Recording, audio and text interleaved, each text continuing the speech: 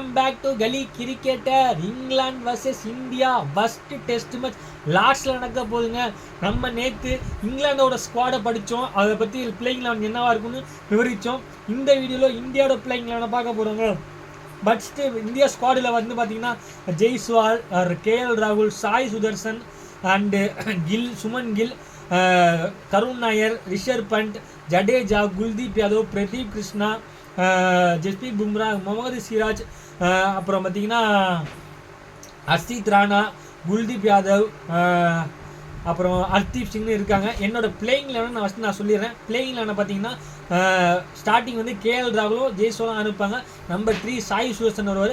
Number 4 captain Shubman Gill வருவார். Number 5 Karun நாயரை ரிஷர் பண்டான்னு போட்டு பார்ப்பாங்க. அது நம்பர் 5, 6 மாறும். Number 7 allrounder, number 1 test allrounder Ravindra Jadeja தான் ஆடுவாங்க.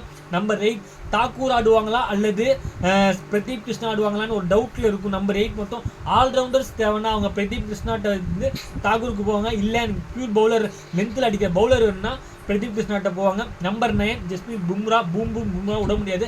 நம்பர் 10 முகமது சிராஜா, ஹர்ஷித் ராணாவா லேட்டாக தாங்க வந்தார் ஸ்குவாடுக்கு. ஹர்ஷித் ராணா அதாவது நல்லா ப்ராக்டிஸ் பண்ண நல்லா போட்ட கலியில் கம்போதியோ கம்போஜியோ எடுக்கல ஸ்குவாடில்.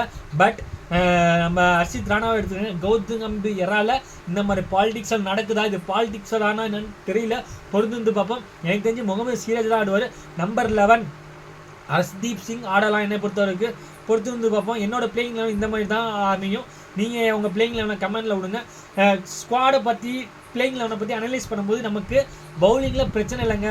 பவுலிங்கில் லீட் பண்ண பும்ரா இருக்கார், சப்போர்ட் பண்ண ஹர்தீப் சிங்காக இருக்கட்டும், முகமது சிராஜாக இருக்கட்டும், அண்டு தாக்கூராக இருக்கட்டும், இல்லை பிரதீப் கிருஷ்ணா இருக்கட்டும், ஒரு மிக்சடு பவுலிங் ஆப்பாக தான் இருக்குது. லீடருக்கு ஜஸ்பீத் பும்ரா இருக்கார். பட் பேட்டிங் தாங்க நமக்கு பிரச்சனை.